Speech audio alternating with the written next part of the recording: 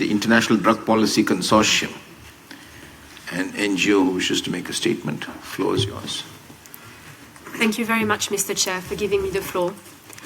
I'm making this statement on behalf of the International Drug Policy Consortium and 56 other civil society, community, and indigenous organizations on Agenda Item 5 regarding the outcome of the critical review of the coca leaf by the World Health Organization's Expert Committee on Drug Dependence. We express our profound disappointment at the decision by the ECDD to keep the coca leaf within Schedule 1 of the 1961 Single Convention on Narcotic Drugs.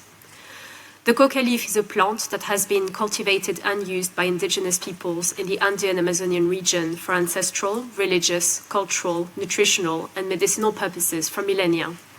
The inclusion of the plant in Schedule 1 of the Single Convention was a historical error based on deeply flawed racist studies and arguments. Dismantling the colonial legacy of the UN drug control regime and aligning international drug policy with human rights, including the rights of indigenous peoples, was a key reason for Bolivia's request to initiate the critical review in the first place. And yet, the ECDD recommendation to keep the coca leaf in Schedule 1 of the Convention fails to redress this historical wrong committed in 1961.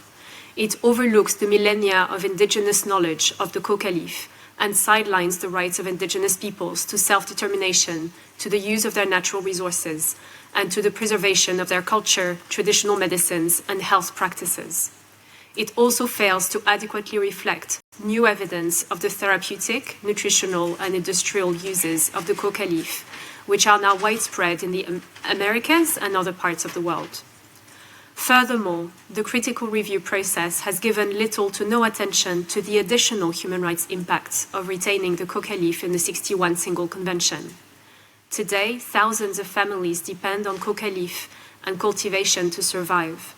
Militarization and forced eradication campaigns, especially in fragile ecosystems and indigenous lands, have caused devastating harms for affected communities' right to safe water, to food security, to health, and to a healthy environment, as well as the right to life, as coca farmers and human rights defenders in cultivation areas have faced violence and death as a result of punitive policies.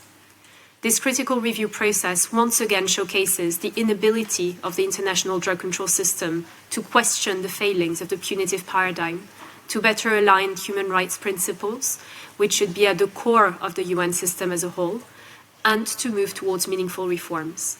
In the midst of geopolitical turmoil, a funding crisis, and UN system reform, this was an ideal opportunity for the UN drug control system to show that it can adapt, repair past mistakes, and confront and dismantle colonial legacies.